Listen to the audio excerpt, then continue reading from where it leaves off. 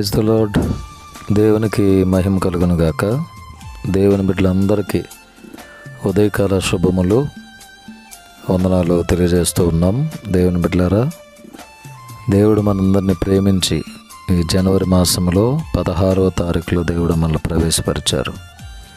అద్భుతంగా 15 దినాలు దేవుడు మనందరినీ కాపాడినందులకై ఈ నూతన దినం 16వ తారీఖులో ప్రవేశపరిచినందుకై దేవునికి మనం నిండు కృతజ్ఞతాస్తుతులు చెల్లింపు భద్రమై ఉన్నాం. జీవము గల దేవుని వాక్కు అనే కార్యక్రమంలో ఈరోజు తండ్రి అయిన దేవుడు మనకిస్తున్న వాగ్దానం ద్వితీయోపదేశకాండము 30వ అధ్యాయము 9-10 వచనాలు. మరియు నీ దేవుడిని యెహోవా నీ చేతి పనులన్నిటి విషయంలోనూ, నీ గర్భఫల విషయంలోనూ, నీ పశువుల విషయంలోనూ, నీ భూమి పంట విషయంలోనూ నీకు మేలు కలుగునట్లు నిన్ను వర్ధిల్ల చేయును. చాలా అద్భుతమైన శ్రేష్టమైన వాగ్దానము. దేవుని బిడ్డలారా, దేవుడు మనకిచ్చిన చక్కటి వాగ్దానం. నీ చేతి పనులన్నిటి విషయంలోనూ, నీ గర్భఫల విషయంలోనూ, నీ పశువుల విషయంలోనూ, నీ భూమి పంట విషయంలోనూ నీకు మేలు కలుగునట్లు నిన్ను ఆయన వర్ధిల్ల చేస్తానని వాగ్దానం ఇస్తున్నారు.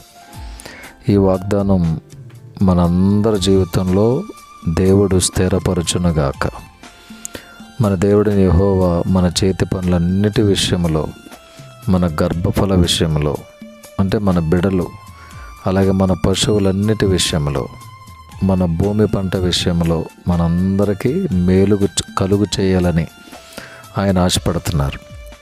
ఈ వాగ్దానం మన జీవితంలో దేవుడు నెరవేర్చాలంటే ఈ ద్వితీయోపదేశకాండం రెండవసారి ఇశ్రాయేలు ప్రజలకు ఉపదేశింపబడినటువంటి గ్రంథం.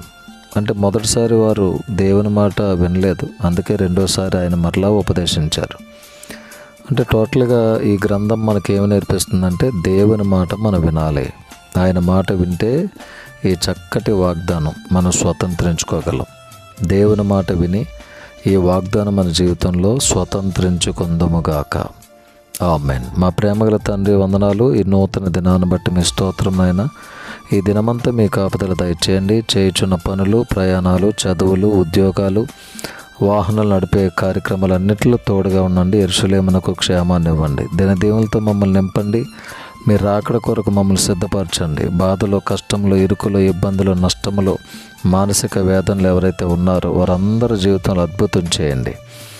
ఈ వాగ్దానం వీక్షిస్తున్న వారిని, వింటున్న వారిని ఆశీర్వదించండి. మీ చేతి నడులో బిడ్డలందరినీ భద్రపరిచి కాపాడండి. అందరికీ ఆరోగ్యము, ఆశీర్వాదము, ఆయుష్ను, ఐశ్వర్యమును తప్పక మీరు అనుగ్రహింపచేయండి. యేసయ్య నామములో ప్రార్థించి వేడుకొని పొంది ఉన్నాము తండ్రి.